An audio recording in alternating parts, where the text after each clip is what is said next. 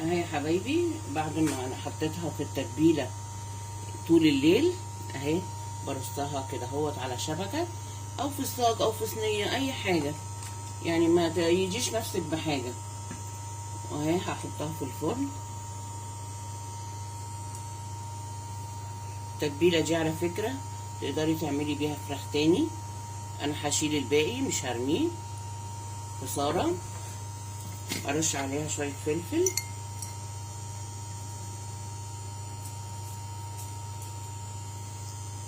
هدخلها الفرن بقى قدامكم ونشوف هما تطلع، ونعمل شويه المكرونه ونتقابلوا تاني ان شاء الله.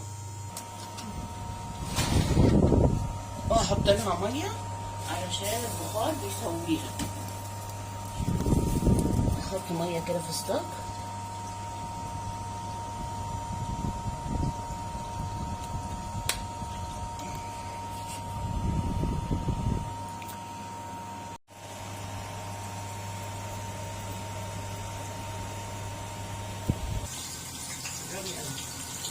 بسم الله الرحمن الرحيم. هنعمل اهو حبايبي المكرونه، سلقه المكرونه. انا بحمر فلفل كده واحط عليه الصلصه وبحط طماطم كمان. انا ضرباها في الخلاط، سلقاها وضرباها في الخلاط ومصفياها، بتبقى جميله قوي مع المكرونه مع الصلصه طبعا. اهو حبايبي هنحط الصلصه وبعدين احط الطماطم والملح والفلفل وكده بقى لحد يا حبايبي. طماطم المضروب ده في الخلاط هنسيبها بقى شويه.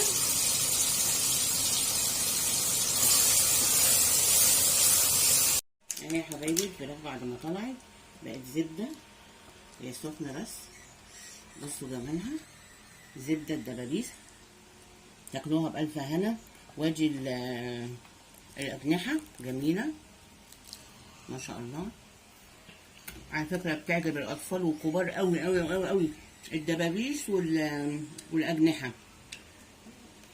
بصوا جمالها، تاكلوها بألف هنا. وادي المكرونة وادي البطاطس، وجبة جميلة ومش مكلفة وهتكفي 6 انفار و7 والله كمان.